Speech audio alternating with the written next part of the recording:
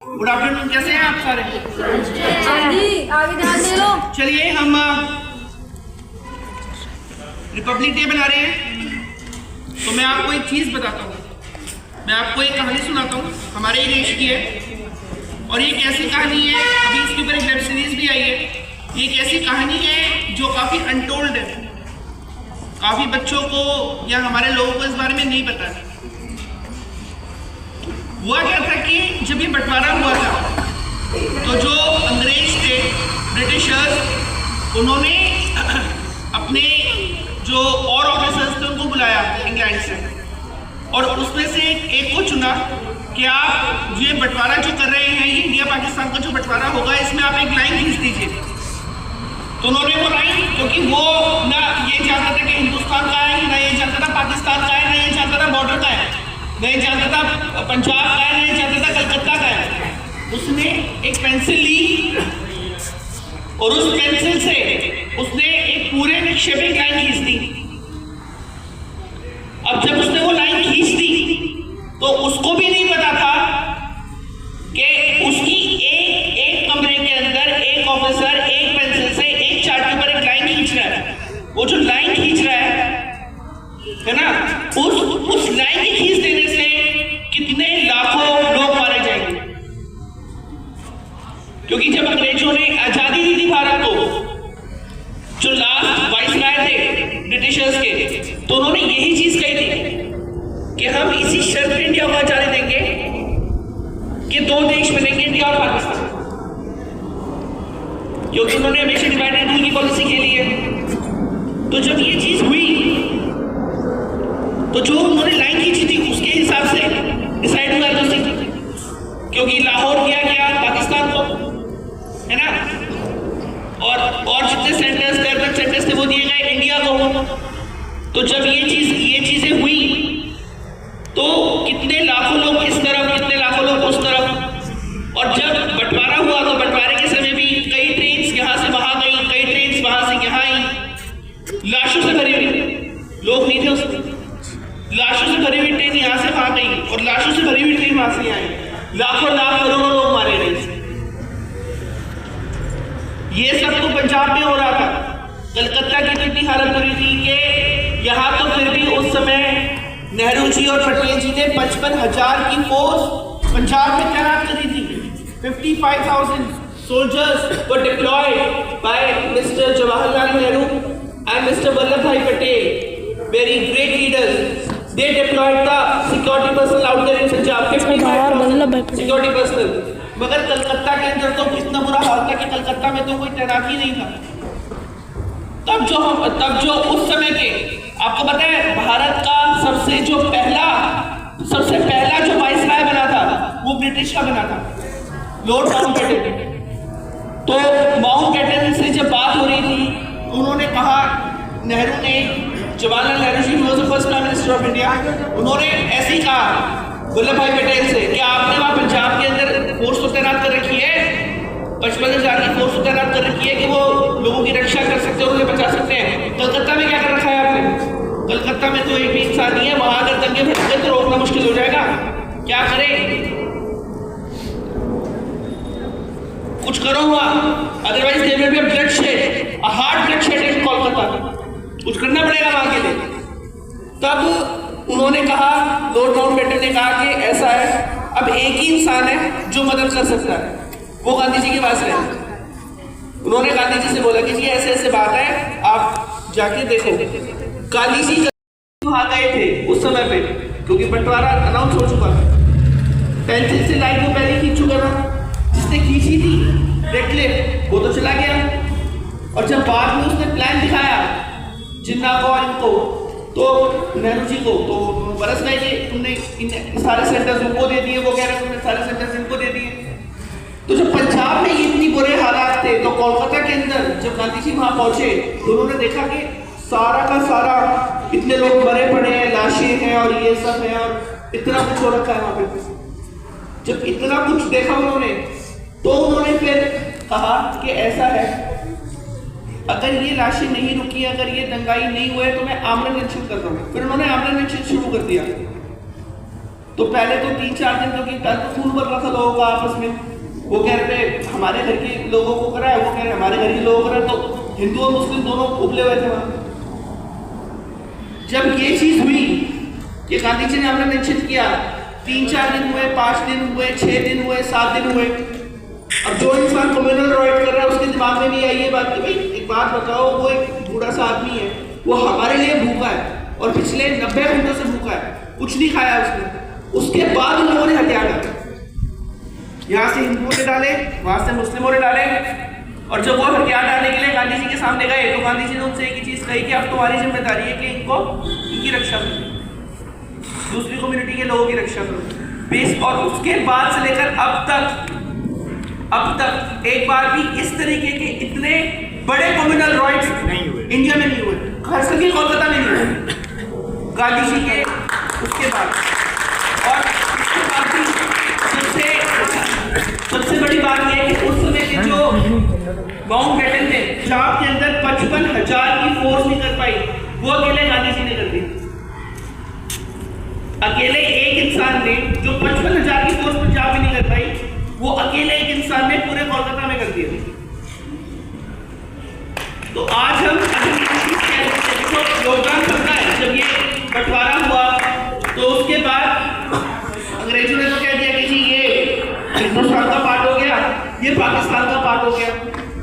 मगर जो 565 princely states थे इंडिया के, प्रिंसली स्टेट्स, उनका कोई बंटवारा नहीं किया इन्होंने, उनको ऐसे छोड़ दिया।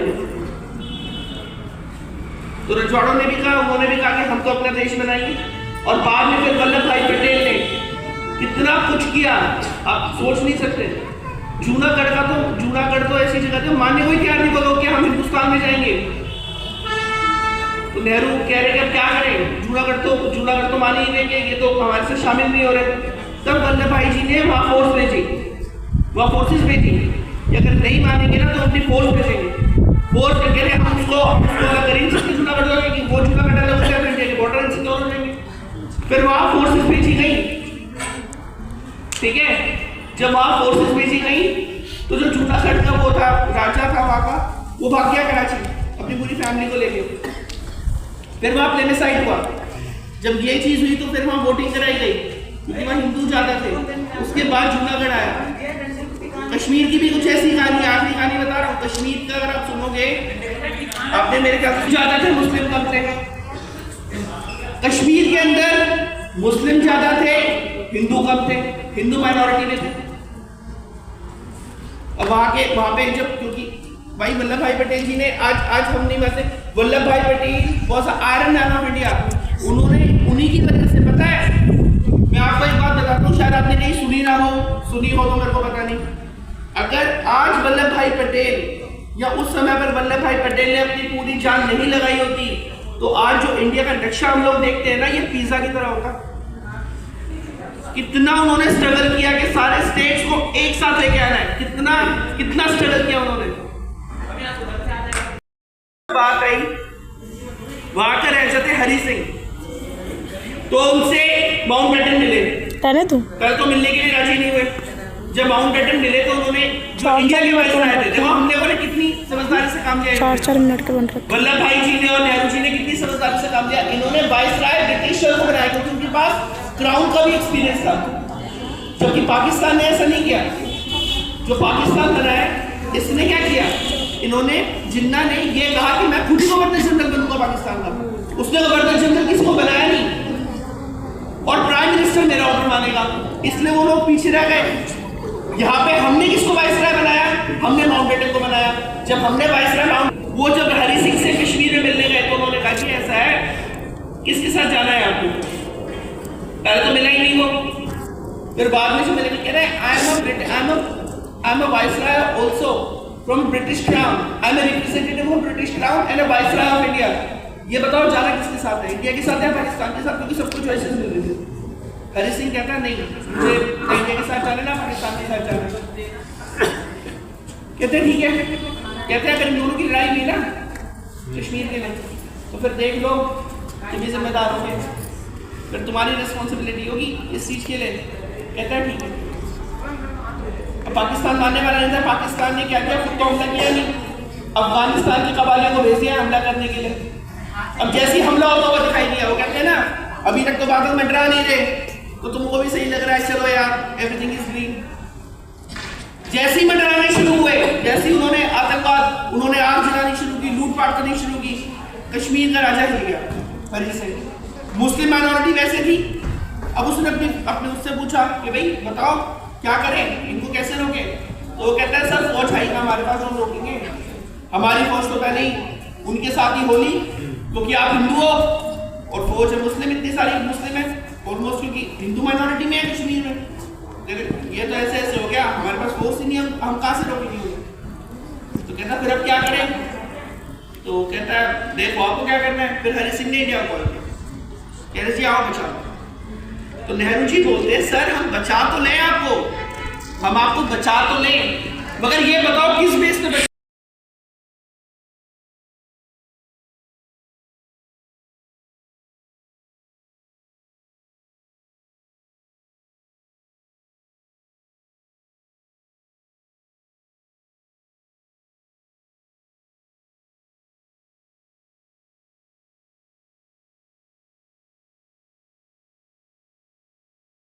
सर एक आम गोलियां चलवा दिया और निहत्तों का इतनों का खून बहा दिया, वो देखा था उन्होंने। और तभी 23 साल की उम्र में वो अपनी जान तक Bhagat Singh, Sukhdev, Rajguru, Hindustan Republican Association, Hindustan Socialist Republican Association HSRA, तो उसको ज्वाइन किया। HSRA उन्होंने बनवाया था, पहले HRA था, ठीक है। Hindustan Republican Association, Hindustan Republican association को HSRA उन्होंने ही बनवाया था, हिंदुस्तान सोशलिस्ट रिपब्लिकन एसोसिएशन, जिसमें सारे मजहब के लोग। और भगत सिंह ने जो उनका एक बात हमेशा याद है वो ये है कि उन्होंने असेंबली के पीछे बॉम्ब फोड़ा, असेंबली के बीच में। तो उनका एक उनसे पूछा गया ऐसे कह रहा है भैरव को सुनाने के लिए ना धमाके की जरूरत पड़ती है। भैरव कैसे सुनते हैं? धमाके सुनते हैं। भैरव को सुनाने के लिए जरूरत पड़ती है धमाके की। उन्होंने बिल्कुल बीच में, उन्होंने तो ये तक कहा कोर्ट के अंदर कि हम तो चाहते, हमने तो जानबूझ की शादी तक का इस्तेमाल नहीं किया। अगर हमारी ये मंशा होती, मुकुटेश्वर दत्त और भगत सिंह जी ने तो उन्होंने कहा कि हमने तो शादी तक का इस्तेमाल नहीं किया, क्योंकि हम शादी का इस्तेमाल करते तो इतने लोग मारे जाते। और हमने तो फेंका भी ऐसी जगह एमपीटी बेंचेस में, हमने तो फेंका भी ऐसी जगह जहां कोई इंसान ही नहीं था, दूर दूर तक कोई इंसान नहीं था, हमने बीच में फेंका है। तो हमारी मंशा जो थी रिव्यू पर ऐसे कर लिया गया। So he was a great man. We are having, we actually hail from the land of martyrs, warriors. हम उस धरती से जन्म लिए हैं, हम लोगों ने उस धरती पे जन्म लिया है जहाँ पे ये शूरवीरों की धरती है, चाहे वो महाराणा प्रताप से लेकर रानी लक्ष्मीबाई या फिर आपका ठीक है भगत सिंह, सुखदेव, राजगुरु, जितने ये फ्रीडम फाइटर्स रहे हैं, जितने वॉरियर्स रहे हैं, हमने उस धरती पे जन्म लिया है। और एक आखिरी बात जो मैं आपको कहूंगा, सबसे ये आखिरी बात है और मैं सबको बोलना चाहूंगा ये बात, इस देश में अगर सबसे बड़ा कोई धर्म है, सबसे बड़ा कोई धर्म है तो वो इंसानियत। हमारा जो इतिहास है, हमारा जो इतिहास है वो हमें यही सिखाता है। एक मिनट सुन लो, हमारा इतिहास हमें यही सिखाता है कि सबसे बड़ा धर्म है इंसानियत। अगर आपकी जिंदगी के अंदर किसी भी देश में, किसी भी स्टेट में, किसी भी एरिया में अगर आप देखते हो कि कहीं पे जुल्म हो रहा है, कहीं पे कत्लेआम हो रहा है और आप इंसानियत का फर्ज निभाते हुए धर्म ना देखकर, जाति ना देखकर एक इंसान को इंसान समझकर अगर उसकी मदद करते हो तो इससे बड़ा धर्म और कोई नहीं।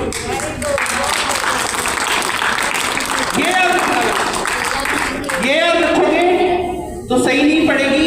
अगर आप डॉक्टर हो, अगर आप इंजीनियर हो, आप कुछ भी हो, कुछ भी बन गए आप, तो अगर डॉक्टर भी हो तो पेशेंट को ये देखकर मत ट्रीट करना कि ये हिंदू है, ये